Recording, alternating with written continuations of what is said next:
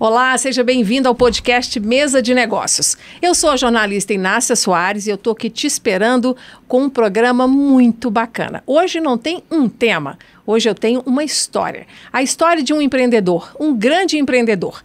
E olha só, ele montou o negócio dele há 35 anos, aqui em Belo Horizonte, que é a sede. Ele tinha 20 anos de idade e nem podia assinar o contrato social da empresa, porque ele precisou, então, ser emancipado aí pela família para que ele pudesse assumir, então, essa função e esse desafio de ser empresário. De lá para cá, o negócio cresceu muito e hoje ele tem mais de 1.300 colaboradores. Essa é uma história, gente, que vale a pena demais você conhecer. Como ele superou os desafios e o que ele pode te ensinar. Para você que também tem o seu negócio, a superar aí as dificuldades que você está tendo, mas sobretudo a mirar no crescimento e na evolução da empresa. Vem comigo.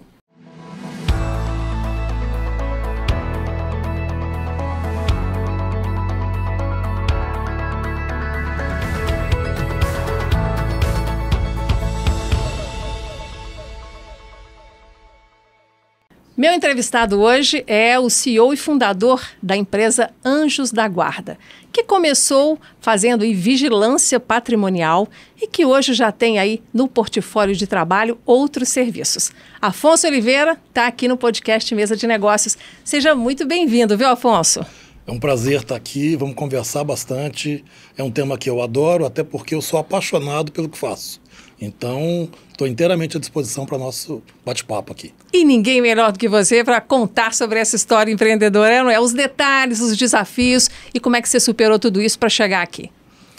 Bom, tem toda uma trajetória e o que me motiva são exatamente os percalços e as pequenas vitórias. Eu carrego no trabalho em si uma emoção muito grande sempre. Eu converso com o meu time e, invariavelmente, isso fica latente para eles. Eu digo que é o meu motor, é a minha propulsão. Quando essa emoção se esvair, aí eu vou passar o bastão, mas está muito longe. Está longe, você é muito novo, né? Começou com 20 anos. E você hoje, com 35 anos de mercado, você pode dizer que ficou mais fácil ser empresário hoje do que era lá no começo, quando você não sabia nada? Na realidade, as dificuldades acompanham o mercado. A realidade de 35 anos atrás, em termos de legislação, em termos de comunicação, em termos da própria postura que a empresa deveria ter em relação ao mercado, ela era diferente, ela exigia menos requisitos. Então, evoluímos todos, mercado e problemas. A gente tem sempre um eterno aprendizado. Ou seja, não está mais fácil ser empresário hoje?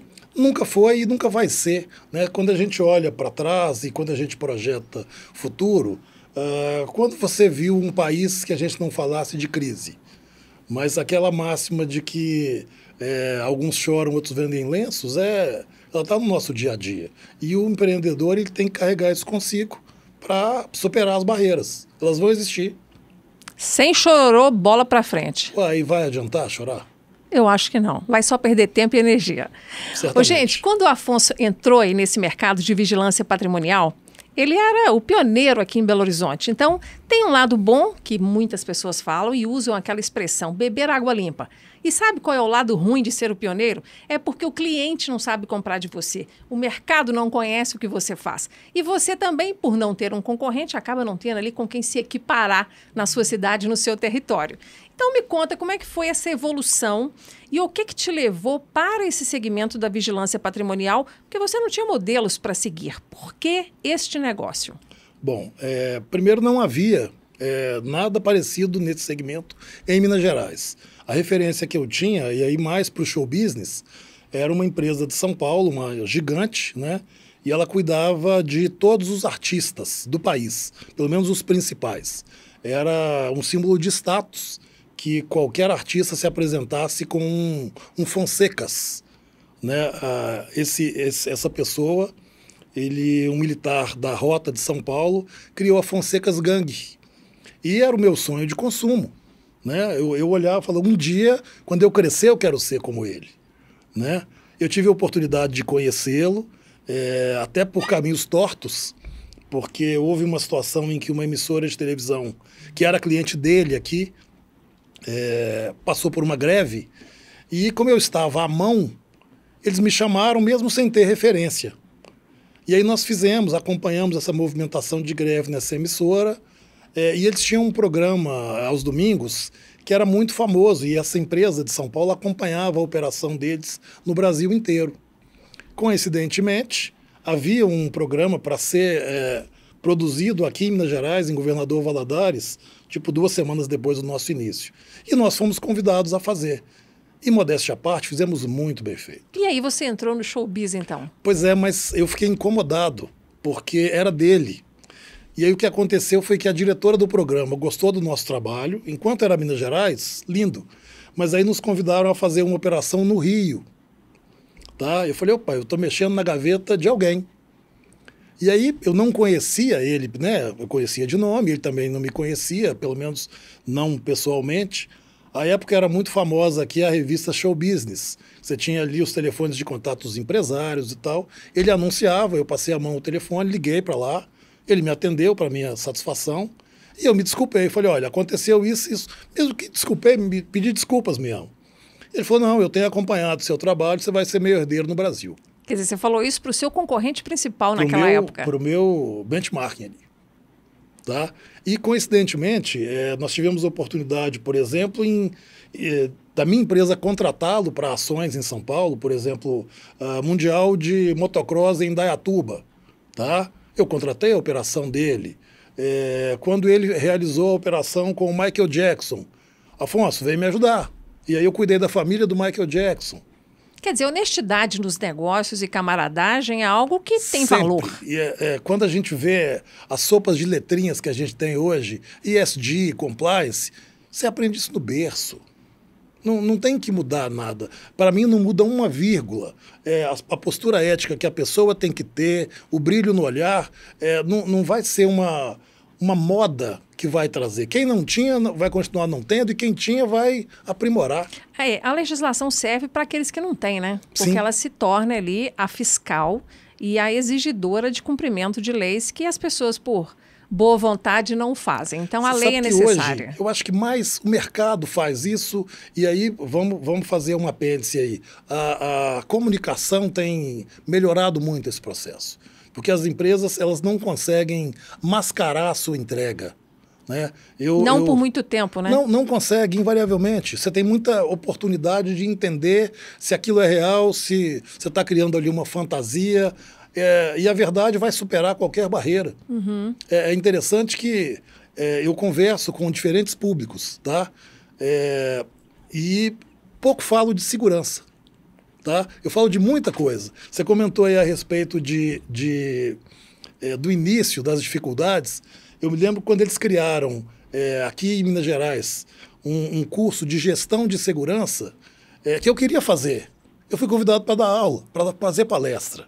E aí eu cheguei na primeira turma, eu vi lá comandante de polícia, eu vi um monte de gente que eu falei, o que eu vou ensinar para esse povo? Eu tive a oportunidade agora, final do ano passado... Modéstia ou verdade isso daí? Não. Tem limite. E aí nós realizamos um curso para a AMES, Associação Mineira de Supermercados. Então, eles me deram o tema, né? E um curso virtual. E aí eu olhei para a turma, né? A gente tinha representantes lá de mais de 400 supermercados. Aí eu reconheci algumas pessoas. Um era o Giovanni, ex-comandante da PM. Falei, pô, brincadeira, olha como é que aumenta a minha responsabilidade. Tem que ter uma entrega maior. Mas sabe o que eu achei interessante? 2 dias de curso. No dia seguinte, um dos tópicos que eu tratei no primeiro dia, ele falou, olha, já coloquei em prática. Entendeu? Então, assim, o aprendizado... Você soube ensinar. Não, eu aprendo todo dia, né? E eu aprendo no menor detalhe, não precisa ser um profissional, você tem que estar aberto a novas experiências. Porque a segurança, ela é um conceito muito amplo. Né? Eu digo sempre o seguinte, a minha atividade ela é a mais importante do que qualquer outra. Por quê? Todo o processo, e nós conversarmos aqui, por exemplo, ele tem um protocolo da segurança de equipamentos, de uma checagem, de verificar se nós temos aqui estrutura de rota de fuga, de extintor, se nós temos equipamentos que foram homologados, se o cabeamento está bem conectado. Isso tudo é um processo de descoberta para quê? Para prover segurança para pessoas e marcas. Isso para mim é o mais importante. Afonso, deixa eu voltar um pouquinho que eu ainda não entendi como é que você de fato começou nesse negócio. Você falou aí que mirava no Fonsecas Gang, né, lá de São Paulo, que já fazia esse serviço de proteção para artistas. Mas quando você começou ali aos 20 anos, você precisou ser emancipado pela sua família para poder ter 21 anos aí, o poder que 21 anos te daria. Sim. Você tinha empreendedor na família que te inspirava a seguir esse caminho de maior risco, ao invés de procurar ali uma carteira assinada, um trabalho mais tradicional? Não. Eu não tinha alguém de referência no meu seio de família ali. Mas eu tinha todas as dificuldades, eu venho de uma família muito humilde, nós conseguimos romper barreiras, tá? Meu pai foi vigilante, inclusive, e você sabe que tem uma coisa aqui, eu sou de Montes Claros, né? Quando eu mudei para cá, para Belo Horizonte, eu morei ali num apartamento de 1,5 quarto, ali em frente ao Corpo de Bombeiros, e a nossa referência passou a ser o Mercado Central, o Mercado do Cruzeiro, o Distrital do Cruzeiro. Praticamente toda a família trabalhou lá. Meu pai foi faxineiro, eu fui carregador de mercado, uma irmã vendia verdura e uma ia aos domingos para vender flores. Pode parecer que não, mas o mercado ainda hoje carrega para mim um simbolismo muito grande. Por quê? A partir dessa responsabilidade que eu tinha. O que era a responsabilidade? De levar as compras com segurança, de retornar, de cuidar do que era das pessoas. Eu até hoje comento, né, que a pessoa tem que saber a língua pátria, o português e matemática. Ninguém te engana. Tá? O inglês, excelente, mas português e matemática, e eu sempre gostei muito dos dois. Então, como eu era afeto à matemática, eu fui convidado num curto espaço de tempo, eu completei 10 anos no mercado. Tá? Eu fui convidado para trabalhar numa banca de frutas. À época não tinha sacolão. E eu tinha uma carteira bacana. Eu me lembro que teve uma vez que eu vendi um pacote de uva Itália, que era assim, era novidade na época, né? E era muito caro. Eu fiz uma conta de 3 dígitos. E era um nipônico, era um japonês, ele pegou a calculadora dele e estava certinha a conta. Ele ficou louco. Né? Ok, entre essas pessoas eu tinha uma cliente, ela me convidou para trabalhar na empresa do marido dela. A despeito dele não saber disso, ele até não gostou muito, porque eu passei a ser o único menor na empresa dele. Mas para fazer o quê? Eu fui ser aprendiz de depósito. Então você deixou o mercado distrital e foi trabalhar nesta empresa? Aí numa condição formal, como menor aprendiz, né? O menor aprendiz à época, a idade mínima era 12 anos, eu tinha 13. Isso me ensinou muito. Você sabe que teve um dia que eu fui fazer uma palestra para a Fundação Dom Cabral e o filho do dono dessa empresa estava lá assistindo a palestra. Muito bacana. Por que ela me ajudou? Porque na condição de aprendiz de depósito, eu cuidava de uma área específica. E eu tinha que dar suporte para que o produto não faltasse. Senão eu ia ter que trabalhar muito mais. Então eu tinha que imaginar o seguinte, quanto que eu tenho que ter de estoque aqui nessa minha base para que todos os pedidos sejam aceitos e eu não tenha retrabalho de ir lá buscar. Ok, desempenhei a função. Nessa época, aí dos 1985, tá? Nós compramos um computador, ele foi financiado pelo Banco IOSP, assim, a perder de vista. E eu recebi uma promoção para conferir pedidos. E aí veio de novo, eu parto do princípio seguinte, se você não encontrou o erro na primeira, procura na segunda, você vai aprimorando o olhar. Porque você vai encontrar alguma coisa, ou que está errado, ou que você pode melhorar. Até hoje. Meu povo lá fica incomodado, mas é assim que funciona. Para mim é natural isso. Tá? Essa comparação. Se eu tenho um é menor do que o outro. Se eu tenho 3, tem uma média, por que destaca? Onde é que está o desequilíbrio? Né? E aí, ótimo, aprendi lá com essa conferência. Depois eu ascendi para ser auxiliar de tesouraria. Na mesma empresa. Na mesma empresa. Eu estou aqui fazendo as minhas contas, pouquíssimo tempo depois você abriu Anjos da Guarda, que foi em 87. Exatamente. Pouquíssimo tempo. Agora, quando você começou, a sua equipe de vigilância patrimonial já andava armado? Porque eu acho que é de 83 a legislação, né? Não. Como é que você começou? Qual que era a estrutura básica ali? Pois é, o que acontece é o seguinte. Na tesouraria eu conheci, obviamente, várias pessoas do mercado financeiro. Em determinado momento eu acompanhei uma reunião como única pessoa da empresa com vários representantes de banco. E um deles me convidou para trabalhar no Banco Real. Falou, você tem um plano lá para menores, você aprende qualquer função do banco e depois você está apto, né, melhor você desempenhar as tarefas, a seguir carreira. Banco era o sonho naquela época, hein? Não, na realidade o meu sonho era voltar a estudar durante o dia. Ah, mas é porque você é fora da curva, mas naquela época banco já era sonho, Pois hein? é. E aí como é que a segurança entrou na minha vida?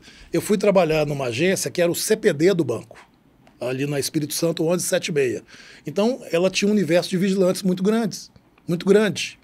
E aí eu convidei esses vigilantes, né? À época você tinha uma série de festas aqui na região da Savassi e tal. Falei, opa, vamos ganhar uma grana extra aqui.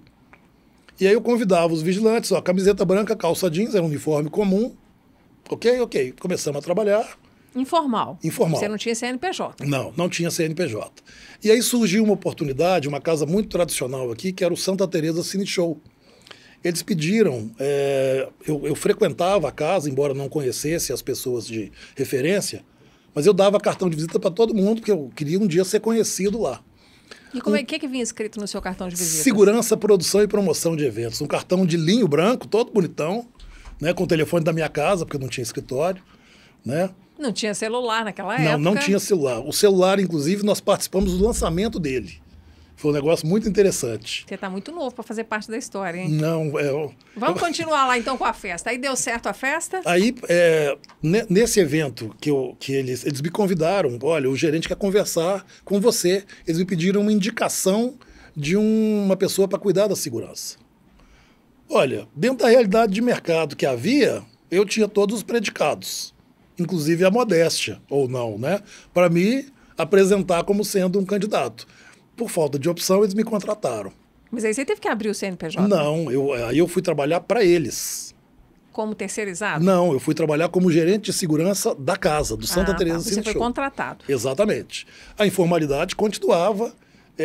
Como alguns artistas que se apresentavam lá, eventualmente vinham depois para shows em Mineirinho, por exemplo, eu era demandado. E eu lembro que eu tive uma situação em que eu recebi o equivalente num show desse a 2 meses de salário. Do banco? Do que seria a referência ao banco. Falei, opa, o banco está me atrapalhando, tchau pro banco. Aí eu saí do banco e a coisa foi tomando forma e tal. Eu parei de estudar. Eu não concluí o 2º grau, né, nessa época. Parei de estudar. Falei, agora eu tenho que andar com isso e tal. O Código Civil de 1916 previa que a maioridade para a abertura de empresas se daria com 21 anos. Eu conversei com minha mãe, né? A minha referência era Fonsecas Gang, né? O nome da empresa era esse, e expliquei para ela o que eu ia fazer, né? Vamos combinar que na informalidade era meu business plan. Falei, mãe, vou trabalhar assim, acho que vai acontecer isso. Com tudo, né? E ela, na condição de mãe, me deu todas as bênçãos possíveis. Não ficou apavorada com o segmento de ser vigilância? Não ficou. Ela só fez uma ressalva. Falou, meu filho, gangue é muito feio. Põe anjo da guarda, Deus vai te ajudar. Te abençoou com esse nome, né? Pronto. E aí a coisa foi evoluindo. A gente continuava com o mercado de eventos. Esquece a arma, tá? Criamos uma referência para o mercado, porque nós criamos vários protocolos. Eu participei, por exemplo, a primeira operação de manobrista no estado de Minas Gerais, quem fez fui eu. Dá um exemplo de protocolo que você ajudou a criar. Por exemplo, manobrista não existia aqui, eu lancei o Fiat Tempra. Tá? Nós criamos, quando você vê hoje um ginásio lotado, eu fui delegado da Confederação Brasileira durante mais de 20 anos. Quando nós fizemos os primeiros eventos, não tinha público. Mas pera, eu tenho um patrocinador, não tenho? Eu tenho que transparecer, eu tenho que vender a marca dele. Então o que eu fazia? Eu canalizava todo o público para um lado só, para ficar na frente da televisão. Eu enchia o ginásio sem ter ninguém lá dentro. Mentira, só tinha metade. Então a gente foi criando estruturas, né? E, claro, o mercado foi reconhecendo, né? Fizemos realmente muita coisa interessante. Eu tive a oportunidade de cuidar de inúmeros projetos. Quando que esse lado de organizador de evento você deixou de lado e seguiu só com a segurança? Ele persiste até hoje, porque você imagina o seguinte, se eu estou cuidando da segurança, mas o evento não tem um alvará, eu vou ter uma exposição. Mas isso você faz extra, porque isso não está na sua lista de escopo de trabalho. Está, sabe por quê? Está? Você imagina o seguinte, suponhamos que eu tenho um evento que eu já tenha público e que por algum motivo eu tenha lá um oficial de justiça para retirar as pessoas. Isso não tem impacto na segurança? Então eu trabalho de uma maneira preventiva para evitar que eu tenha uma ação corretiva. Então, eu vou sempre checar toda a parte documental, eu vou sempre checar todas as rotas de fuga, eu vou sempre checar quantidade de banheiros, sinalização. Tudo isso, para mim, diz respeito à segurança. Diz respeito ao zelo com o público. Porque a máxima, para mim, é a seguinte, eu tenho que cuidar de pessoas e de marcas. E aí, bom, saindo do ambiente de eventos para o ambiente corporativo, como é que eu cuido de uma marca? Né? Eu tenho operações longevas conosco, eu tenho uma parceria com o Verde Mar que vamos completar aí 30 anos. A idade do supermercado praticamente Praticamente. Tem 31 anos. Os meninos têm um pouco mais, mas nós crescemos juntos. Né? E aí você aprende muito, e eu tive, graças a Deus, ótimos mentores em todas as áreas. Eu sempre fui muito curioso. Mas uma coisa que eu nunca abri mão foi de ter valores. Pois é, você falou aí de cuidar de pessoas. Para cuidar de pessoas, você precisa de pessoas qualificadas na sua equipe. Como é que você faz o treinamento dos vigilantes para a gente ficar só ainda nessa etapa do seu negócio? Ok. Bom, primeiro, a gente tem hoje uma condição diferente do momento anterior. Existe uma formalização para que uma pessoa se habilite à condição de vigilante. Então, o mercado forma todos os meses aí, dezenas, centenas de profissionais. Essa mão de obra, do ponto de vista técnico... Aí é um curso formal, é um curso né? formal. Tem diploma e tudo. Só que aí, essa pessoa, eu tenho que entender qual é a realidade dela e para entender e para ter a percepção é o seguinte, como é que ela pode me ajudar? Porque às vezes eu posso ter uma pessoa que tem um perfil mais explosivo, se ela for trabalhar num ambiente mais calmo, ela vai se destacar demais. E tem lugar para essa pessoa de gênero explosivo? Tem pelo seguinte, às vezes você tem uma área em que você tem uma possibilidade de um risco maior e eu tenho que ter uma resposta mais efetiva. Mais rápida. Eu brinco o seguinte, a gente tinha... quando a gente começou a entender esse modelo, eu começava a falar o seguinte, olha, se a gente puser uma pessoa com um perfil de fulano no cliente tal e o outro no cliente tal, a gente perde os dois clientes. Se a gente continuar do modelo que está, a gente vai ter cliente pro resto da vida. Você é bom de perceber o jeito da pessoa, a personalidade e até o caráter? Olha, caráter eu penso que sim. E eu aprendi muito, como eu te disse, meu pai foi vigilante. Eu sempre lidei com pessoas, né? E tem perguntas que são muito básicas. Quando você quer conhecer alguém? Sim. Por exemplo? Depende do ambiente, depende do que você quer buscar. Às vezes um aperto de mão, às vezes a textura da mão. Você pergunta, por exemplo, uma pessoa qual foi o histórico dela profissional até aquele momento. Né? Minha mãe brincava comigo o seguinte, meu filho, você tem a mão muito lisinha. Eu falei, bom, eu tenho calo do cérebro.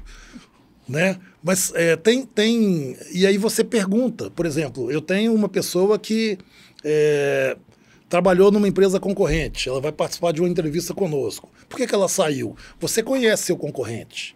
Então, às vezes, se ela alega um motivo que não tem relação com a realidade perceptível, você fala, opa, isso aqui tende a ser um problema. Tem um porém aí. Tem um problema. Pois é, mas você já desistiu de alguém para falar assim, nossa, esse daí é...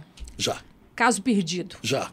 E nós tivemos um negócio muito interessante, que foi, agora, no início do ano, a gente teve chuvas torrenciais, né? E isso teve uma repercussão na nossa operação, porque eu tenho pessoas que moram em áreas de risco e que ficaram expostas. E nós montamos, né? Eu estou falando isso, eu não divulgo esse tipo de situação, mas nós criamos uma força de trabalho para ajudar o nosso time internamente. E uma pessoa que estava habilitada ao grau máximo de ajuda era uma pessoa que já tinha saído do nosso radar do ponto de vista operacional. Ele estava na porta da rua, tá? Mas Bom, ele era elegível.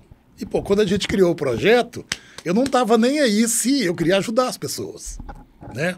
Ele foi resgatado. E aí nós falamos, ó, ele tá aqui hoje, ele tem direito a tudo, tá? Isso em janeiro foi antecipado 13º, férias, material de limpeza, água, um monte de coisas, antecipação de recurso e doação. Inácia, o dia que nós liberamos para essa pessoa, falei, perdeu esse dinheiro, mas vida que segue, faz parte, né? Eu não fiz com intuito financeiro. Olha, pensa numa pessoa que tem hoje um destaque profissional. É ele. Mas olha, eu te perguntei se você desistiu de alguém. Você está me contando um caso que é o contrário. Não, eu desisti dele. Não, você ainda não tinha desistido, estava perto. Não. Mas dele... resolveu dar um voto de confiança. Não, dele profissional eu desisti. Ah, tá. Tá? Mas aí veio o aspecto do ser humano e eu fiz... Mas ele ainda era seu empregado? Ele era meu empregado.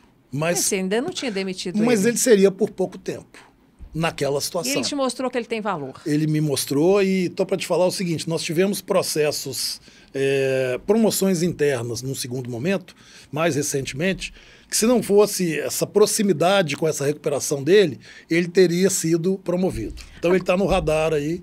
Eu tenho sorte com as pessoas. Pois é, se ele estiver assistindo, então, o nosso podcast, ele sabe dessa história que ele quase foi cortado. Sabe, Isso não é novidade. Sabe. E você sabe que tem uma outra história interessante? Senão você vai ter que dar explicação, hein, Afonso? Não. Tem uma outra história interessante. Eu me lembro que eu recebi uma telefonema de um diretor do Sindicato dos Vigilantes falando de um vigilante nosso que estava reclamando que estava sendo perseguido e tal, e eu expliquei, eu falei, olha, o comportamento dele tem sido pautado nisso e nisso e nisso, a continuar assim ele vai sair da empresa e se bobear por justa causa. Como eu tenho uma objetividade muito grande na minha fala, né, pro bem e pro mal, eles entenderam que isso, né, o diretor do sindicato acatou, entendeu, né, isso e vida que segue, ótimo. Nós fizemos, e aí eu falei, olha, mas eu preciso de gente para trabalhar, se ele quiser trabalhar, vamos embora.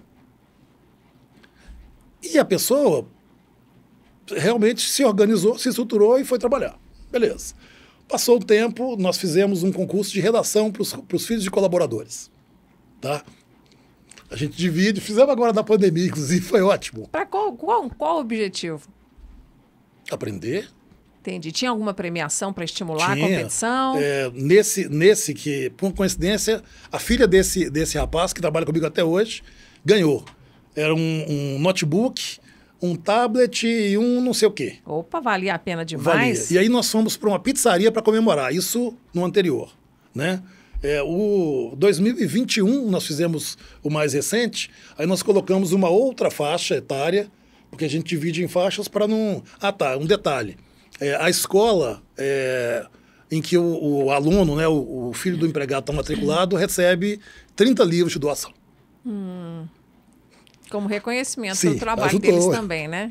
Aí a gente pega escolas que são clientes nossas, a gente pede professores emprestados, a gente manda codificados as provas, né, as redações, para que elas possam avaliar. E aí, né, você está sujeito, eventualmente, olha, isso aqui está um texto muito maduro para essa faixa etária, vamos, né? Mas, via de regra, tem funcionado bastante bem. Essa última que a gente fez foi muito bacana, porque foi durante a pandemia. Então, a premiação foi dentro do escritório. Nós tínhamos acabado de criar um Centro Integrado de Comunicação e Operações de Monitoramento, que é o nosso SICOM, que é uma estrutura linda, modéstia às favas, tá? Poucas empresas têm, e as que têm são gigantes. Pequenininha como a minha, ninguém tem, tá? Então, a gente tem lá diversos monitores, a gente controla remotamente uma série de operações, eu tenho interação com clientes, com colaboradores, com um monte de gente. E aí fizemos a premiação e tal, participaram exclusivamente as pessoas que ganharam, beleza. E, bom, ficou um negócio mais vazio, né? Porque era um auditório, ainda que pequeno, pouca gente e tal. Como era uma faixa etária menor, eu falei, vem cá, vamos conhecer o SICOM?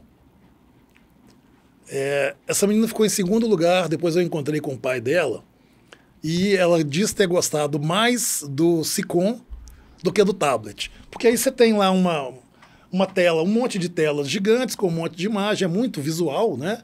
E eu lembro que eu peguei uma cadeira, de como a gente está sentado aqui agora, com rodinha, e falei, vem cá, agora você pode ir para o outro lado. E levei, empurrei a Uma Disneylândia eletrônica, Uma Disneylândia eletrônica, né? E essa emoção eu vou carregar comigo sempre. Agora, Afonso, você conta detalhes de quem participa de cada projeto pequeno, grande ou médio da empresa. Isso não é comum para o empresário que comanda uma equipe de 1.300 colaboradores, que atende tantos clientes grandes que exigem a sua atenção direta. Como encontrar tempo e dividir a agenda aí para você conseguir dar atenção a detalhes? Pois é, você tem que ter uma hierarquia de prioridades, sempre. Então eu tenho protocolos, tem algumas ações que eu tenho uma equipe muito bacana, e a equipe... Você delega. Que eu digo que eu tenho uma equipe muito bacana no seguinte sentido. Eles respondem pelas operações, eles têm nível de responsabilidade, eles têm indicadores de operação, né? Então, eu tenho lá gerente de RH, de comunicação, operacional, comercial, eu tenho um superintendente que responde, né, na minha ausência. Você não tem dificuldade, então, de delegar? Não tenho. Você sabe que o meu maior receio, eu não consigo crescer, né, se eu não tiver uma base de apoio, uma base de sustentação. Para isso, você tem que confiar nas pessoas. Para isso, eu tenho que confiar e eu tenho que ter indicadores e tenho que ter resultados. Eu tenho que ter... processos bem definidos. Medir, né, e capacitar as pessoas. O que te irrita num profissional que trabalha diretamente com você, um braço direito? Repetir erros, repetir o erro. Porque eu tenho a seguinte máxima, só erra quem faz. O omisso, ele não vai errar nunca, lindo e maravilhoso. Mas pera, quando você errou, você já tem um aprendizado em relação àquilo. Reiterar no erro, vamos combinar que não é razoável. Você já demitiu alguém por isso? Já. Eu digo que eu adoro erros novos. Adoro mesmo. Eu tenho uma fixação por eles. Então você é inovador. Não, mas vamos imaginar. A pessoa que está ali na mesmice, né, ela vai ter uma entrega mediana. Às vezes ela pode ser uma pessoa insegura, né? Sim. E tem medo de dar esse passo da inovação, que invariavelmente esbarra no erro. Nem tanto. A inovação está em todos os lugares e os nossos processos... acho que o nosso grande trabalho hoje é explicar como é que os novos processos podem melhorar o resultado para as pessoas. Eu insisto sempre no seguinte sentido. A pessoa não tem que trabalhar mais. Ela deve trabalhar melhor. Porque o resultado vai ser além da expectativa. E aí você tem bobagens que as pessoas... lembro que nós fizemos um mês e pouco atrás, chegou lá para mim uma entrega de doce de leite. Comprei o estoque. 80 doces de leite e tal, vasilhinhas, potinhos de doce de leite e vários queijos. E aí falei, bom, e agora? Vou distribuir isso aqui, mas vou distribuir de graças? Sim? Não. Aí eu saí jogando tampinha com as pessoas, do prédio todo. Falei, aqui, você escolhe uma tampinha, você escolhe não sei o quê. E o prêmio máximo era o queijo. Tem serviço para fazer, não, Afonso? Tenho, mas isso motiva as pessoas... gera uma proximidade. Te deixa muito perto deles, Deixa. Né? E aí você tem a oportunidade de ajudar as pessoas. Eu tenho um amigo que é produtor de uma cantora, que durante a pandemia não tinha o que fazer porque não tinha show. Aí ele resolveu fazer carne assada. E ficou uma delícia. Aí eu comprava o estoque dele. Ia para o escritório, tá? Era uma festa, né? O que tem hoje? Aí saía entregando, aquele cheiro maravilhoso do escritório. São provocações, né? Na pandemia ainda, a gente conseguiu mandar para várias pessoas, e aí para ajudar um amigo também, umas caixinhas com produtos de festa junina. Né? Qual que é o custo disso? Pequeno. Eu opto sempre, eu gosto muito que as pessoas estudem, tá? E a gente tem uma parceria com a Fundação Dom Cabral, nós temos uma universidade corporativa, nós abrimos a universidade corporativa vários cursos para os familiares. Quer dizer, você não terminou o segundo grau naquela época, mas depois você estudou Mas se graduou também, né? Vamos combinar, eu incomodado, eu tinha na época, 2009, eu tinha uns 300 colaboradores que não tinham concluído o segundo grau. E aí eu chamei a moça do RH, que era uma psicóloga, falei, olha, vamos fazer o seguinte, a gente monta uma biblioteca aqui na empresa, com os livros que são exigíveis aí para o SESEC, né, para o supletivo. A gente paga as inscrições. Enseja, né? Sim, a gente paga as inscrições e me inscreve para eu poder dar exemplo. Ela falou, mas como? Você não tem o segundo grau? Não Não tem. E o meu sonho de consumo sempre foi o direito. Tem uma conexão, né? Com a minha área, né? Eu falei, bom, um dia eu vou fazer direito. E aí, o meu projeto era passar por esse supletivo, um semestre, para que no semestre seguinte, no final do ano, eu fizesse vestibular para direito. Aí, uma sobrinha da minha esposa veio para Belo Horizonte, ela para ficar aqui, tipo, numa imersão, porque ela faria um vestibular na Milton Campos uma semana depois. Falei, bom, vou fazer como teste para eu ver, nunca tinha feito, né? Aí peguei umas provas, né, anteriores no site da Milton Campos. Mas você já tinha terminado do supletivo? Não tinha terminado. Eu ia fazer como teste no final do ano, depois, né? E aí eu fiz e passei. 76º. Ah, que lindo. Olha, né? até Também bem, chamado né? de número 66. Até bem. E aí eu falei, bom, eu tenho que aproveitar isso de alguma forma. E aí, como é que eu vou aproveitar isso? Ô, Milton Campos, aqui, aconteceu isso e isso, eu passei e eu quero ver como é que eu me inscrevo. Falou, você não consegue se inscrever, mas você pode procurar a Secretaria de Educação, porque você está habilitado, com essa aprovação que você teve aqui, a fazer provas especiais. Opa! Lá fui eu, fiz as provas especiais, e não é que eu passei também?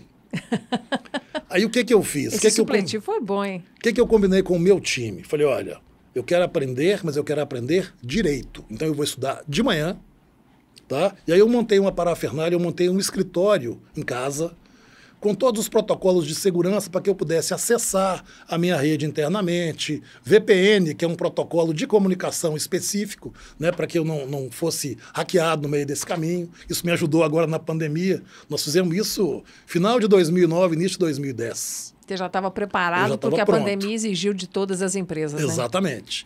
E aí, eu falei, a única coisa que eu fiz foi o seguinte, o curso, 5 anos, eu dividi em 5 anos e meio. Os 2 últimos períodos eu dividi em 3. Mas eu aprendi muito com a meninada.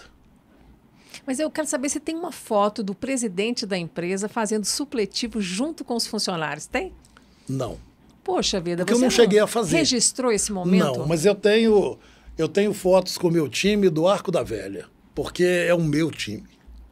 Você fala com muito gosto desse time.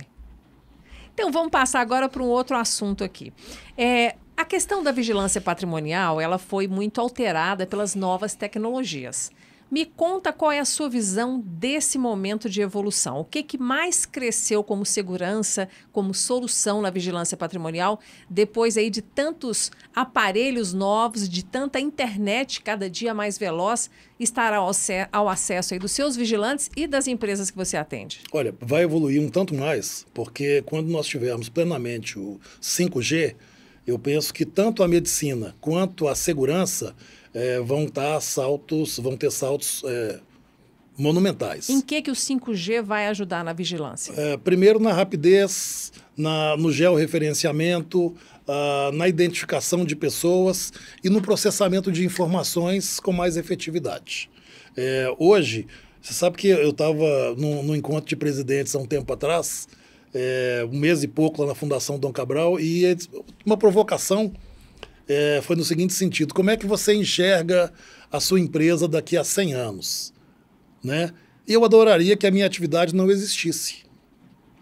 Porque você imagina, por que a segurança existe? Porque alguma coisa falhou. Né?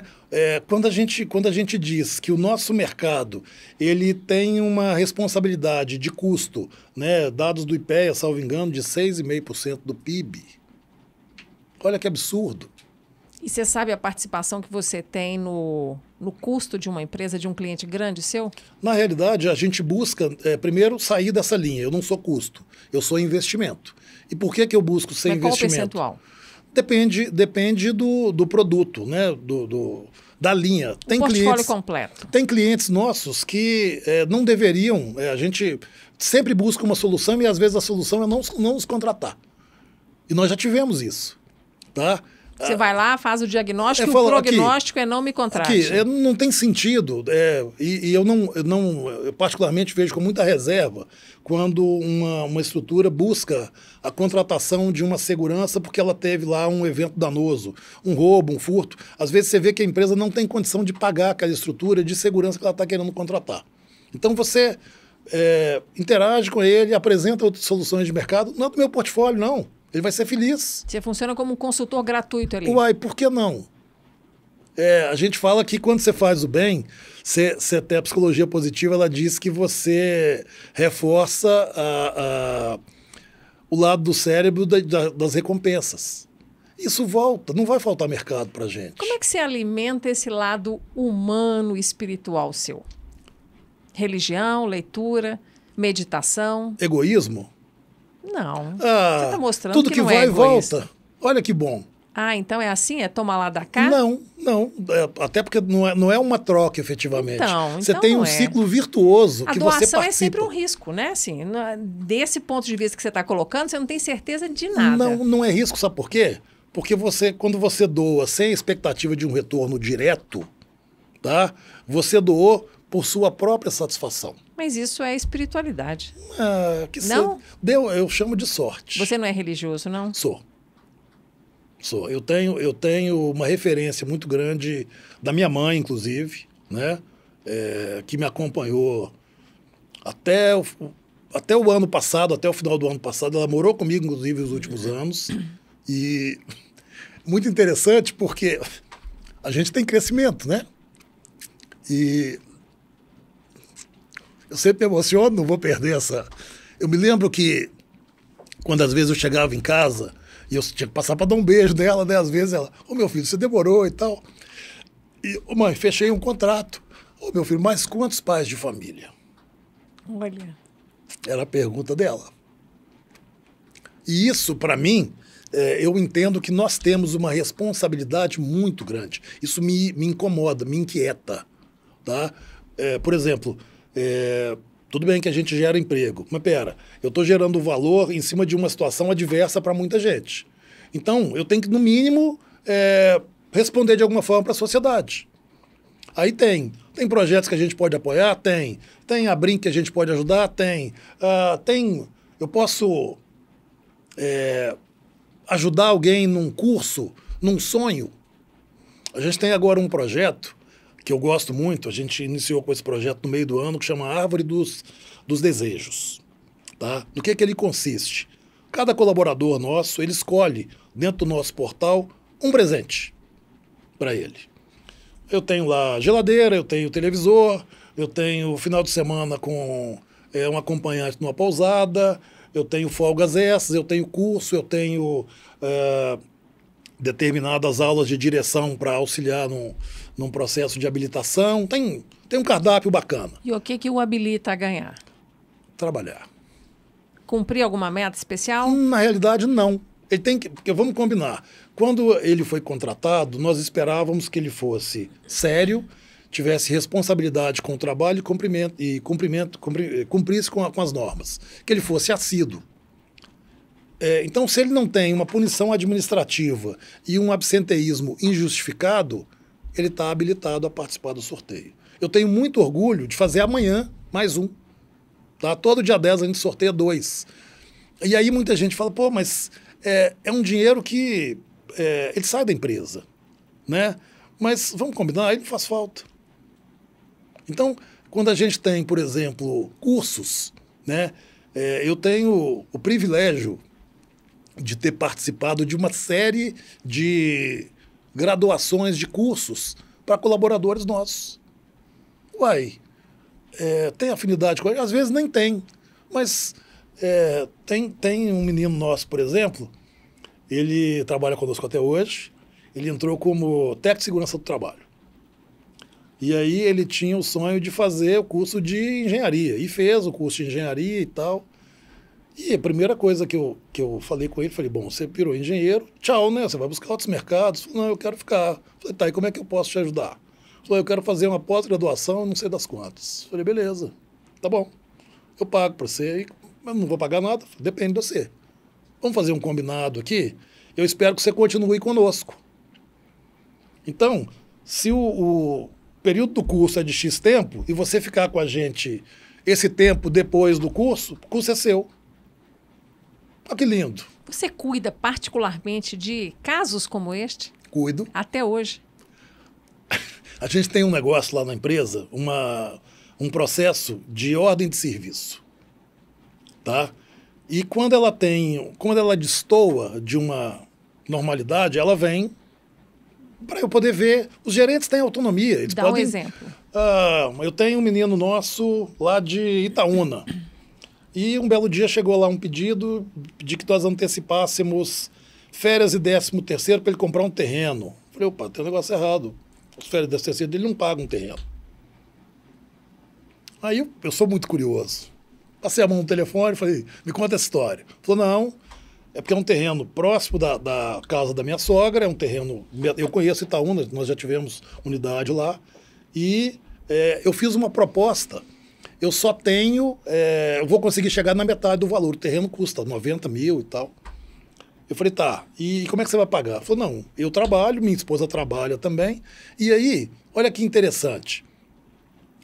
Quando ele fala ele trabalha comigo. Então ele confia na nossa responsabilidade. Ele me deu um voto de confiança. Eu sei que ele vai trabalhar sério. Falei, tá bom. Mas o que você tem de dinheiro não vai resolver. Falei, não, mas eu vou tentar com o vendedor assim mesmo, pagar um pouco menos para eu poder... Falei, faz o seguinte, vou te mandar o dinheiro aí e depois a gente conversa. Ixi. Tudo certo. Um dia a gente conversa. Entusiasma a equipe toda que o chefe pode ajudar nesses momentos de dificuldade. Eu tenho muita sorte de poder ajudar. Tenho muita sorte. Você tem hora que faz o tipo durão, mas você tá longe de ser durão, hein, Afonso? Você sabe que os meninos lá comentam que a minha esposa é a vingança deles, né? Porque eu tenho fama de bravo mesmo, mas eu não sou, não. Não sou. É claro que eu tenho convicções, eu tenho posturas muito objetivas. E eu sou muito teimoso. Daí a ser durão... O passo é muito largo. Eu acho que está longe de ser A minha durão. Você pode ser responsabilidade é disciplinado, muito grande. sério, mas durão acho que não. Disciplinado, sério, eu sou até meio moleque em algumas coisas. Mas eu entendo o seguinte, a minha responsabilidade... vamos combinar, Inácio, eu tenho 35 anos de mercado. Como é que eu posso errar numa coisa que é o meu dia a dia? Como é que eu posso fugir a uma boa prática? Como é que eu posso chegar para um cliente que confia em mim? E aí eu tenho uma relação de mercado que é muito próxima, porque eu não tenho cliente público. É minha opção comercial. Tá? Só iniciativa privada. Só iniciativa privada. Eu tive uma experiência e posso te contar um segredo? Foi Diga. por vaidade.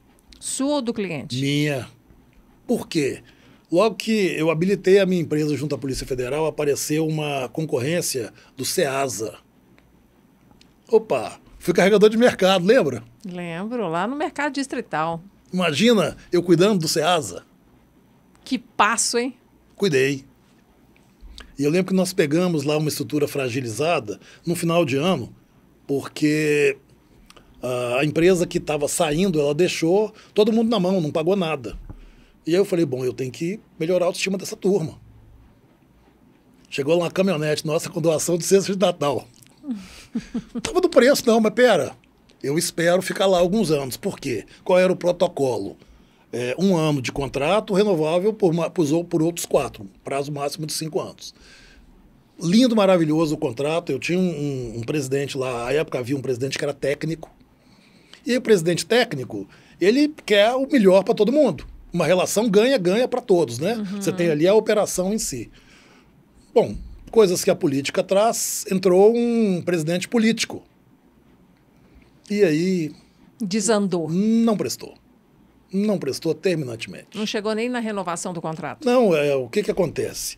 Ele começou a quebrar o contrato, ao invés de renovar por mais um ano, ele renovou por 90 dias.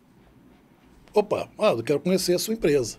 Renovou por outros 90, aí eu já... E por incríveis 49 dias. Falei, vai prestar isso não. Estou saindo. Aí eu montei a minha desmobilização. Falei, eu não vou participar, né, porque eu não... O que quer que venha daí não vai prestar. E eu me lembro que eu conversei lá com o jurídico, falei aqui, esse prazo que vocês estão colocando no aditivo, ele não é suficiente para cumprir as etapas todas, mesmo que não entre com recurso. Eu sou advogado, eu cuido perfeitamente. Aí eu lembro que a coisa foi tomando forma e eu falei, bom, tem algumas pessoas que eu não tenho condição de realocar. Outras vão continuar comigo, eu vou convidar. Tem gente até hoje dessa leva comigo. Aí eu me lembro que foi chegando o prazo, eu recebi um telefonema para assinar o aditivo por uma semana. Eu já tinha montado minha desmobilização toda, eu falei, Parece que ele estava procurando alguém, enquanto não encontrava, ele vai estendendo o contrato com você. Era questão dos prazos mesmo, que né? Loucura. Que ele não fez conta. Não dá para trabalhar desse jeito, não, né? Não, esquece. E aí eu vi, falei, a área pública não é para mim. Então, a partir daí, nunca mais. Me prometi. Então, a vaidade foi, eu saí do carregador de mercado, eu ajudei, tá? Porque aí eu conversei com um amigo que cuidava de um policiamento naquela região, eles tinham uma unidade lá. Falei, olha, todo mundo que você tiver no batalhão, em tese, sobrando, manda para cá nesse período, porque eles vão diminuir a estrutura de segurança. Eles contrataram porteiros, mas eu me prometi nunca mais. E, sinceramente, entendo que existem ótimos gestores públicos, tá? Mas eu estou muito satisfeito com o mercado privado, acho que é um aprendizado contínuo, né? Porque eu interajo com diferentes segmentos, e aí eu tenho políticas também do tipo, nós atuamos em diferentes mercados, né? Diferentes segmentos. Eu não tenho concentração de faturamento, né? Porque a gente vai monitorando, né? E o fato da gente ter uma proximidade com os clientes faz com que a gente tenha a condição de entender o negócio para sair daquela linha de custo. Eu preciso ser investimento, né? Então, bom, o cliente vai precisar da vigilância. Mas, espera, como é que eu contribuo com o negócio que ele desenvolve para que a minha entrega esteja acima da expectativa dele? Esse é o nosso exercício. Quanto mais preventivo, melhor.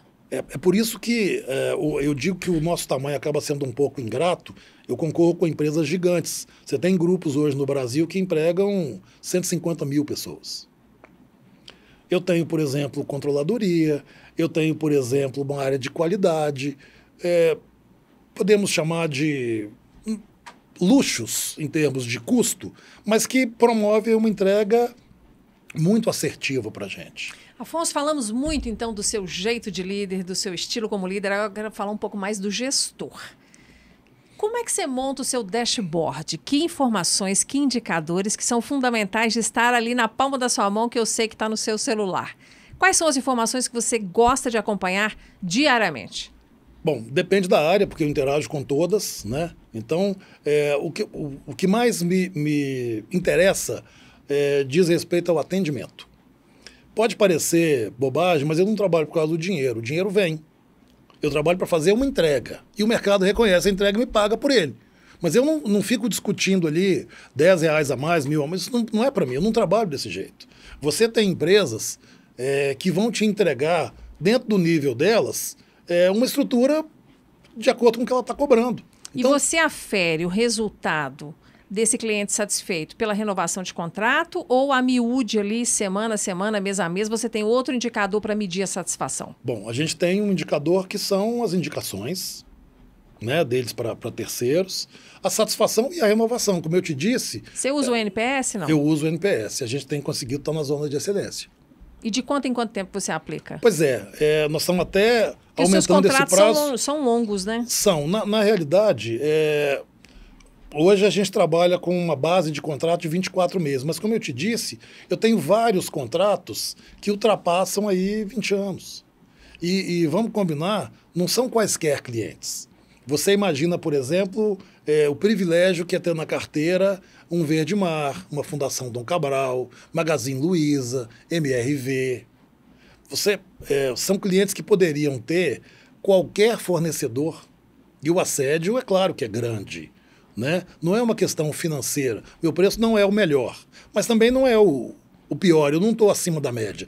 Eu penso o seguinte, quando comparados em empresas de boas práticas, de um bom nível de entrega de trabalho, o nosso preço é extremamente satisfatório, ele é justo. Tá, então qualidade é um indicador importante, que é o atendimento, e qual outro estaria ali em segundo lugar? Bom, para mim, a relação com o mercado. E a relação com o mercado, E como é que você mede isso? Bom, primeiro com as práticas que você desenvolve. Você imagina o seguinte, eu tenho relação com os meus colaboradores.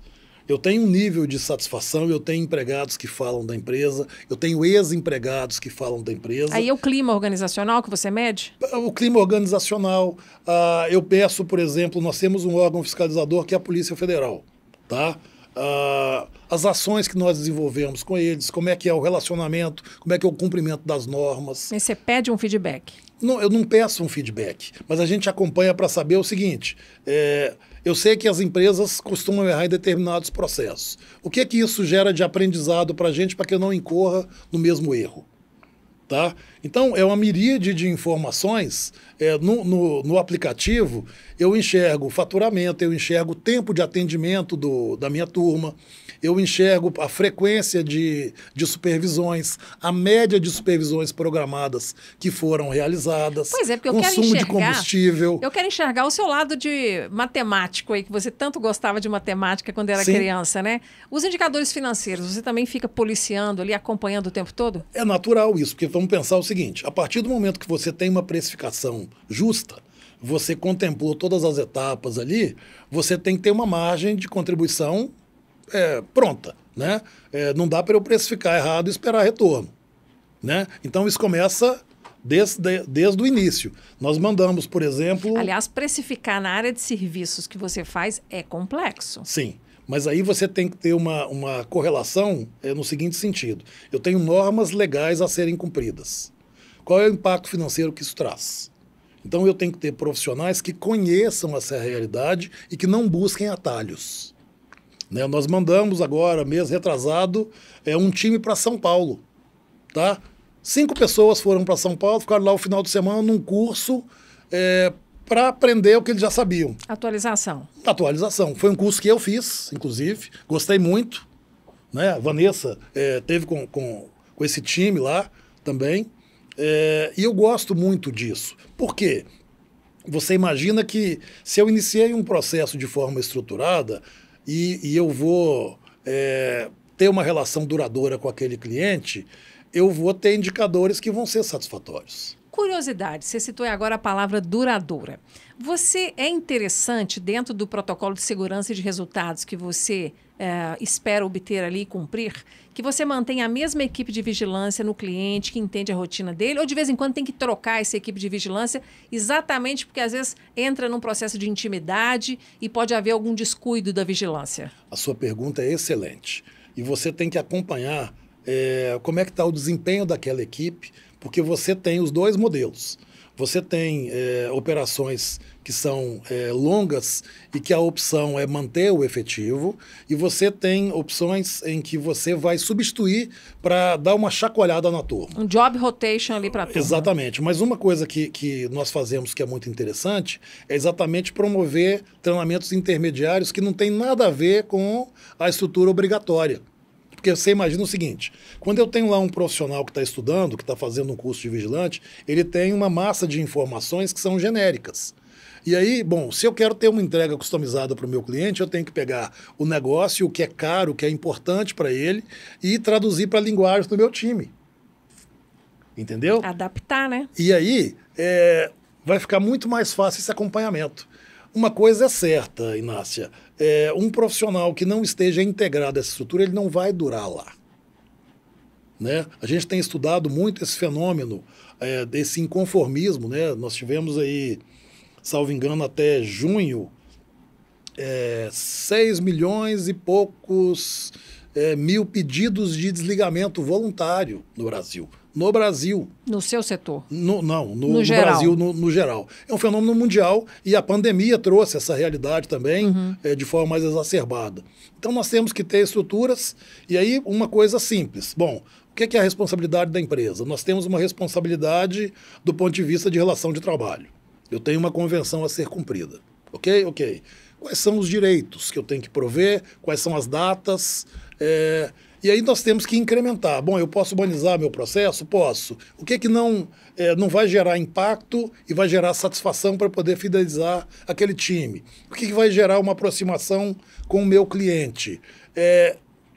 Quando você lida com pessoas, e nós temos muitos públicos, você imagina, a empresa ela tem uma responsabilidade com seus colaboradores, eu tenho o órgão fiscalizador, que é a Polícia Federal, eu tenho os entes federativos, né, Estado, município e União, que tem, né, uma ascensão sobre a nossa estrutura. Eu tenho o cliente, eu tenho o empregado e eu tenho a sociedade. Então, vamos combinar que eu tenho chefe à vontade. Adoidado. Então, deixa eu trazer aqui um assunto para a gente caminhar para o encerramento, que é uma questão que tem sido recorrente na área de segurança, seja pública ou privada, que são os excessos ou a falta de habilidade daquele agente público ou privado de identificar qual é o real problema para usar a segurança ali, a força, quando necessário, na dose adequada. Como é que você garante que a sua equipe esteja sempre alinhada com estes protocolos, com o comportamento? Um sujeito que vai muito nervoso, às vezes, para fazer uma área de vigilância, como é que você monitora isso no dia a dia? Porque tem que ser na miudeza, né? Tem que ser todo dia, porque basta um dia de descuido para a sua reputação ser colocada em risco. Pois esse processo de proteção reputacional, a gente coloca, inclusive, como sendo uma responsabilidade do próprio colaborador também. Porque quando eu digo que nós protegemos marcas e pessoas, ou pessoas e marcas, a primeira responsabilidade que aquele profissional tem é a própria reputação dele. Então a gente. Tá bom, mas não se compara o impacto do que ele bem. Perdeu o emprego por justa causa e você arranhar sua marca. Perfeito, mas aí você tem pontos de observação e pontos de provocação a serem realizados no seguinte sentido. A repercussão que aquele profissional vai ter na sua vida, porque você imagina o seguinte. Qual que é a responsabilidade que a segurança, que uma empresa de segurança vai ter? Ela vai responder na área civil. Ao passo que o profissional de segurança, ele responde na área penal. Então, não é só o emprego, ele não tem só essa perda. Então, nós temos que entender primeiro o seguinte, quais são as ações e quais são os riscos potenciais que aquele setor tem. Para isso, nós fazemos um diagnóstico, um estudo preventivo, né, de quais são as possibilidades de tensão. Ou seja, você estuda o tipo de negócio do cliente e vê que tipo de situação que envolve a segurança da equipe que está lá. Mas aí tem os acasos, né? Que é aquilo que não devia acontecer e que fura o bloqueio do planejamento. Pois mas aí, a partir desse levantamento inicial, nós desenvolvemos uma série de protocolos de operação. São protocolos técnicos para de situações extras? Para situações que estão adequadas àquela realidade. Não, e o que fugir da realidade? Mais do que isso, nós acompanhamos o mercado. Tá? Então, por exemplo, eu te disse que eu fiz um curso para a Associação Mineira de Supermercados. Por quê? Porque houve uma repercussão de sabor numa grande rede. Mas lembra que eu falei que o processo tem que começar correto? Você imagina, se eu não dimensiono uma estrutura correta para a segurança, por exemplo, se eu tenho que ter um profissional com esse tipo de qualificação para atuar nessa área, eu não posso improvisar. Então, nós não atendemos, por exemplo, um cliente que tem uma estrutura de risco que coloque a nossa estrutura também em risco. Nós não atendemos um mercado que tenha qualquer quê de informalidade. Nós não fazemos gambiarra. Quer dizer, você já tenta se prevenir aí nesses riscos que possam ser dispensáveis ali do dia a dia. Mas me conta aqui, qual que é o perfil de um vigilante? Eu estou aqui, você está falando, eu estou tentando imaginar essa pessoa aí com todas essas habilidades. Ele tem que saber comunicar, né? Conversar com as pessoas, ele tem que ter seriedade, tem que ser observador, né? Não pode ser aquela pessoa com excesso de foco. Porque se ele focar demais em alguma coisa, ele perde o que está acontecendo na lateral. Como é que você resume o perfil de um bom vigilante? Bom, ele tem que ter uma percepção, como você bem disse, ele tem que ter uma abordagem que seja séria, mas não precisa haver rudeza. Ele pode ser sério sem ser rude. Respeitoso. Ele não precisa ser deselegante. Então, a gente faz, por exemplo, colocações no seguinte sentido. Eu não vou nunca usar determinado tipo de apelido, de abordagem que não seja uma abordagem mais formal. Mesmo no cliente que a gente tem uma operação mais duradoura, a gente orienta sempre o nosso time, e é por isso que a gente faz cursos periódicos. Reciclagem, né? Constante. A reciclagem é um termo técnico para a formação do vigilante, ele é obrigatório. Que é a área técnica. O treinamento nosso ele é voluntário, tá? Voluntário, nós fazemos por nossa conta, mas tem uma mas questão que é a seguinte, é obrigatório porque eu pago. Tá? Eu faço questão de pagar a hora extra, exatamente para que ele não tenha uma adesão opcional. Tá? Porque senão você não controla o resultado. Exatamente. Né? E aí, a gente sempre faz as abordagens e nós fazemos estudos de caso. Eu digo sempre que é importante quando você consegue aprender com situações de mercado sem que elas te afetem diretamente. Então, desde o nosso comercial... Isso é inteligência e sabedoria juntos. Você tem sorte também.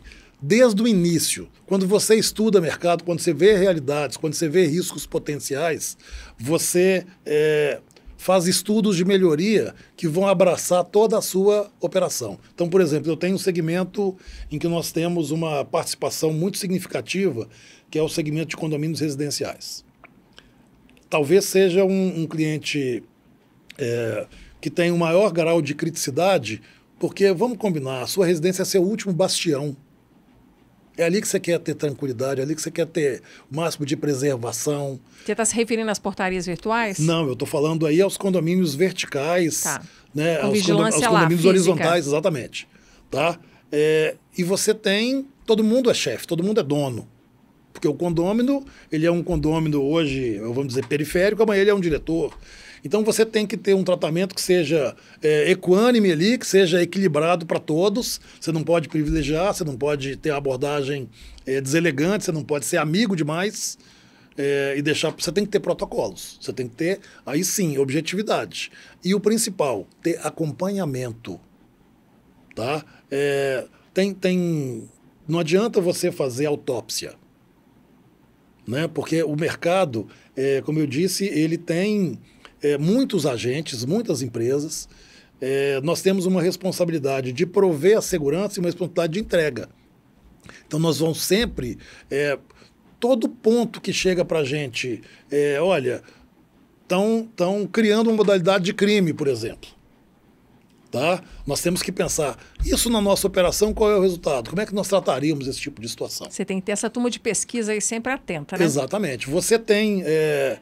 públicos diferentes e múltiplas abordagens. Por exemplo, você tem um público LGBTQ que tem um tratamento que não pode ser especial nem para um lado nem para outro. Você tem a questão da relação em raças, que são abordagens diferentes. Você não pode ter nenhum tipo de discriminação. Então, esse cuidado, esse olhar, essa percepção... Nós temos que ver e que mostrar para o nosso time o seguinte, olha, existem potenciais problemas de acordo que... E aí é o seguinte, vamos combinar, você tem um salário, não tem? Você veio para cá, você produziu durante todo o dia, foi para sua casa, recebeu o seu salário. Agora você veio para cá e inventou um problema. Porque numa situação normal, aquele problema, você teria uma abordagem elegante, educada, não faria, por exemplo, um uso excessivo de força. Em termos de utilização de armamento, jamais, a menos que você esteja em risco. Não é o equipamento, o armamento, ele não é para intimidação. Ele é para uso. Tá? Mas pera, é a última coisa que eu vou fazer. Então eu tenho que ter todos os protocolos, eu tenho que ter todos os filtros possíveis. Até lá muitas etapas, né, para evitar o uso da arma. E aí, vamos combinar. Quem fez o protocolo certinho, voltou para casa. Quem não fez, criou para si um monte de problemas e não vai para casa. Qual que é a vantagem que ele tem? Então, ver as pessoas, invocar o máximo de responsabilidade delas em termos de proteção pessoal. E para isso tem que ter muita capacitação, né? Para saber... Você sabe que as famílias... impedir o impulso que, às vezes, ele, como ser humano, pode ter de atacar, até de se defender, né? Achando que está sendo atacado. É muito delicado isso. As famílias têm influência nisso. É por isso que a gente procura trazê-las para perto, tá? Porque a apresentação pessoal de um vigilante, até mesmo o horário dele. Ô, marido, ó, você vai chegar atrasado, vai embora, sua camisa está mal passada, deixa eu passar direito para você aqui. Ou então vai passar você mesmo, né? Então, assim, e aí nós temos que ter um senso de responsabilidade de uma entrega, né, para que a gente possa ter uma participação de uma responsabilidade desse profissional também. Afonso, nosso tempo mais do que acabou, mas eu tenho que te fazer mais uma pergunta. Opa. É muito comum empresários terem outros negócios além da sua empresa principal. É o seu caso? Você já enveredou por outras áreas? Tem uma fazenda produtiva? Algum outro tipo de negócio? Uma startup? Já virou, por exemplo, um investidor de startups? Na realidade, você fez uma ótima provocação mais cedo quando você tratou da questão do mercado de segurança ele ter se ramificado. Então, o grupo, que foi a empresa originária, ela se desdobrou. Nós somos 3 empresas do grupo que têm atividades complementares, mas que podem operar de maneira independente. Mas hoje, então, é uma holding. Exatamente. Então, nós atuamos tanto no segmento de vigilância patrimonial, quanto no segmento de serviço, quanto no segmento de segurança eletrônica. Mas eu falo de um negócio completamente diferente de segurança. Tem? Não. Não? Não. Então você é uma raridade. Pois é, mas você sabe que eu percebo que ser uma raridade nesse sentido. Gosto muito de escrever, tá? Talvez até enverede por essa área, mas eu não me vejo abrindo para outras, não. Então, eu acho que a paixão é grande. Se você fosse montar um negócio hoje, ou um filho chegasse para você e falasse, pai, eu quero montar um negócio, você me sugere alguma área de atuação? Você responderia o quê?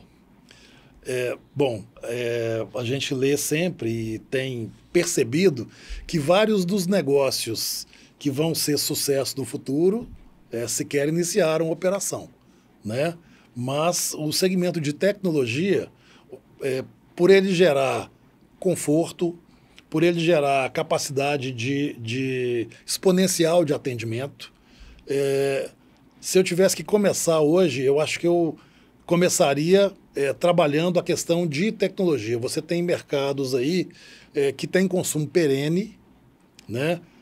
Saúde, segurança, alimentação e tudo que você puder prover de maior autonomia para esses mercados e maior conforto para esse consumidor, certamente vai ter repercussão positiva. Ou seja, passará por algo que use os celulares.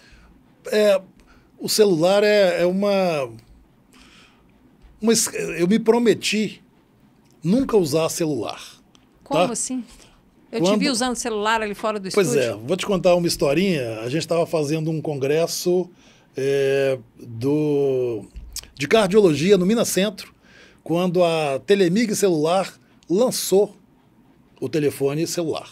Ela colocou lá um stand para apresentar para os médicos. Até então eu era um feliz cliente da Rádio Bip, que tinha a central 138, e eu tinha o BIP 318. Nossa, aquele barulhinho era irritante. Eu tinha, né? Meu amigo Marco Aurélio Jajur. E aí, eu era o responsável pela segurança, cuidei da segurança do Minas Centro. Obviamente que a produtora do evento falou, Afonso, você vai ter que usar esse telefone.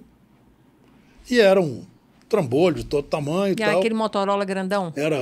Não era o PT 550, não. Era antes dele? Era um Nokia mais antigo ainda. Foi o lançamento mesmo. O primeiro Nokia que eu me lembro era o 5120. Não. Era antes dele, né? E esse já era pequenininho, compacto. Uma antena grande e tal. E aí eu usei aquilo durante uma semana, período de montagem, congresso e desmontagem. E eu ia namorar, né? Na época eu era casado, eu ia namorar, tinha lá o bip e tinha o telefone celular. Eu sei que eu me acostumei, porque rapidamente, né, essa semana, eu comprei um telefone celular. Na época você tinha que comprar a linha. Tinha uma loja ali na Pernambuco e tal.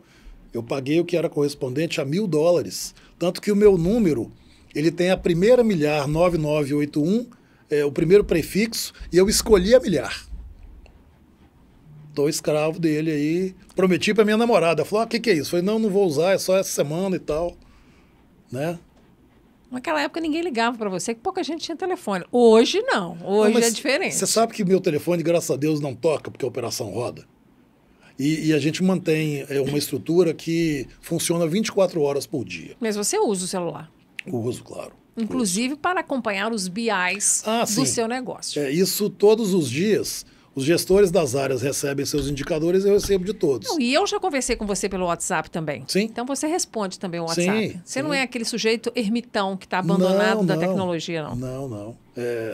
Ela tem muito a contribuir conosco inclusive do ponto de vista de segurança. Com certeza. Porque a segurança, você imagina o seguinte, cada pessoa tem o seu perfil de risco. E por melhor que seja a estrutura de segurança, a empresa A, B, C, ela não vai prover a segurança sozinho. Você precisa ter a participação do maior interessado, que é você.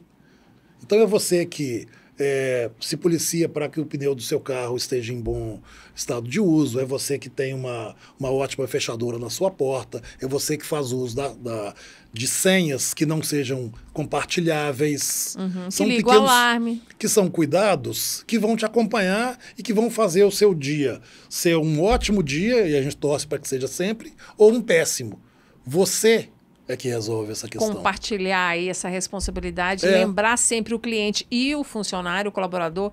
Isso é uma estratégia realmente interessante, porque o perigo ronda todos nós, em todas as situações da vida, ainda mais quem trabalha com vigilância, né? E o perigo, ele tem um monte de facetas, né? E ele está realmente em todos os lugares.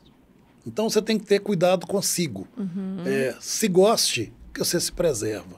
Tá certo. Ande por caminhos seguros que você reduz um pouco esse risco, né? Papai do céu vai te ajudar. Amém para isso. Afonso, muito obrigada. Foi bom ouvir as suas histórias. Eu tenho certeza que muita gente que te conhece deve se surpreender com algumas coisas que você contou aqui, que mostram, inclusive, o seu lado muito humano em relação à sua equipe, em relação às coisas da vida de maneira geral.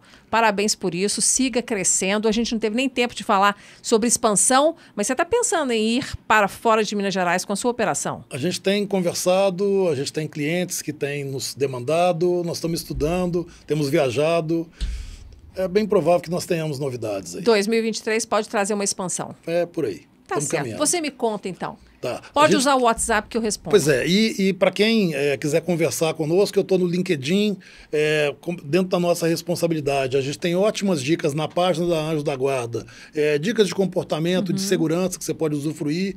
Se você não encontrou lá o que você precisa, se você está num segmento específico, nós vamos ter muito prazer em te auxiliar a encontrar alternativas da sua autoproteção. Aí pode pedir para a Vanessa da comunicação, que a Vanessa manda, né? A Vanessa está nos acompanhando aqui no estúdio, ela deve ter tudo isso salvo ali. Tem. Vanessa... Postagens antigas que ela pode reavivar e mandar para orientar alguém, mesmo não sendo seu cliente. Perfeito. Não, mas na realidade o cliente acaba sendo natural que ele venha para estar conosco. Mas essa é uma prestação de serviços que você faz à sociedade. É a nossa responsabilidade. Tá certo, muito obrigada. Continue assim, em expansão, abrindo oportunidades de mais empregos e sempre com muita seriedade, que você não tenha percalços aí nesse processo de crescimento, viu? Certamente, a partir daqui, eu tenho novos saltos a serem dados, até pela credibilidade que você me empresta com a entrevista. Muito obrigado pelo convite. Eu que te agradeço mais uma vez.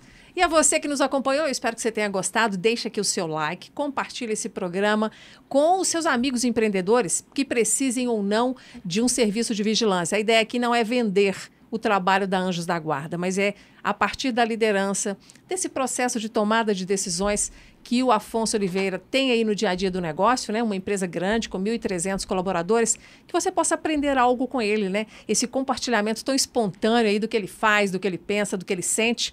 Isso ajuda você a entender também o papel da liderança de alguém que está dando certo. Então, certamente, tem motivo para você se inspirar no modo de trabalhar, de ser e de agir aí do Afonso Oliveira. Fica aqui a dica para você. Espero que você tenha gostado do programa de hoje. O podcast Mesa de Negócios continua com você toda semana e também nas principais redes sociais ao longo da semana. Obrigada pela companhia e até o próximo.